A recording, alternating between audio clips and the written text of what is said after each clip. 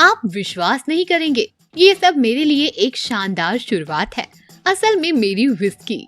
सभी को नमस्कार, मेरा नाम मर्लिन है और मैं एक खुफिया जासूस हूँ। जैसा कि आपको याद होगा, ये हमारी पहली मुलाकात नहीं है। आज मैं आपको एक केस के बारे में बताऊंगी जो पिछले बसंत की बात है। मामला एक लापता पत्रकार के बारे में है और मेरे लिए एक करीबी दोस्त के बारे में जो हमारे शहर में बहुत बदनाम हो गई थी। एना एक जिद्दी पत्रकार के रूप में मानी जाती है जो असल में एक बहुत बहादुर है।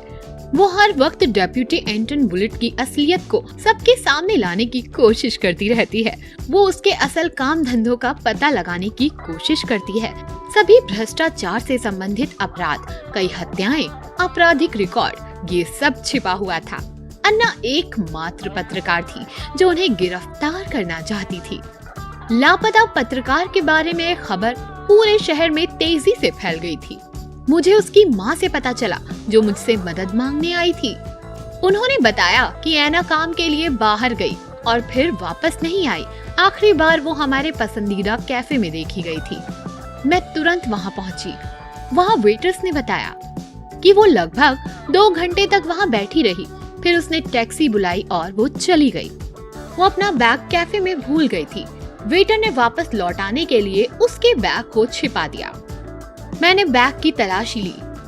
उसमें चाबियां थी और बहुत सारी धमकी भरी चिट्ठियां भी थी। उनमें से कई चिट्ठियों पर लिखा था, मेरे रास्ते में मत आओ। बैग बहुत सारे नंबरों और चिट्ठियों से भरा हुआ था, जैसे किसी बच्चे का बैग हो। एक बात अजीब थी कि वो अपना मोबाइल फोन अपने साथ ले गई। ऐसा लग रहा था कि उसने अपना बैग जानबूझकर कैफे में छोड़ दिया था। तभी मैं समझ गई थी कि जरूर कोई ना कोई एना के खिलाफ है। एना की दुश्मनी सिर्फ एक ही इंसान से थी जो डिप्टी एंटन बुलिन थी, लेकिन हम उन पर कोई इल्जाम नहीं लगा पाए क्योंकि हमारे पास कोई सबूत ही नहीं था। मैंने अपने दोस्त से एना के मोबाइल फोन की जांच करने को कहा। उसका फोन बहुत पुराने मॉडल का था, इसीलिए उसे ट्रैक कर पाना बहुत मुश्किल था। उसे सिर्फ सिम कार्ड की मदद से ही ट्रैक किया जा सकता था। बदकिस्मती से वो बर्बाद हो गया था। जैसे ही मुझे वो पत्रकार मिलेगी, मैं बंदूक की नोक पर उसे एक नया फोन खरीदने के लिए ले जाऊंगी।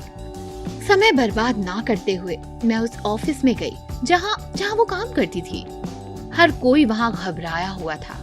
मैंने चार्ली, एक संपादक से बात की जो एना के साथ 5 सालों से काम कर रहे थे। वो एंटन बुलिन को बर्बाद करने में उसकी मदद कर रहे थे।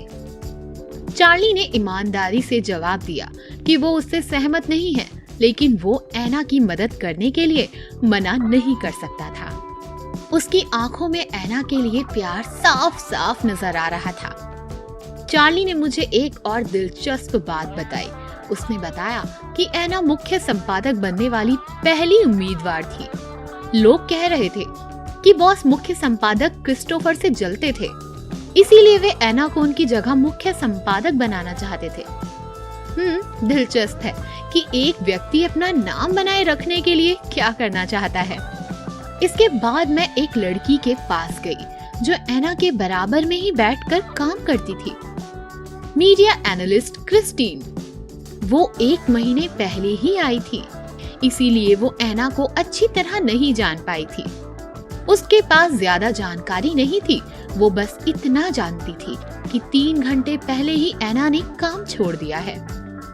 मुख्य चीफ अभी ऑफिस में काम कर रहा था, तो मैंने उससे थोड़ी सी पूछताछ करने का फैसला किया, ये ध्यान में रखते हुए कि उसे ऐसा ना लगे कि मैं उस पर शक कर रही हूँ। वो कांप रहा था, वो पसीने में लथपथ था, लेकिन उसने ज्यादा कुछ नहीं बताया। उन्होंने बताया कि एना उनकी जगह की उम्मीदवार थी।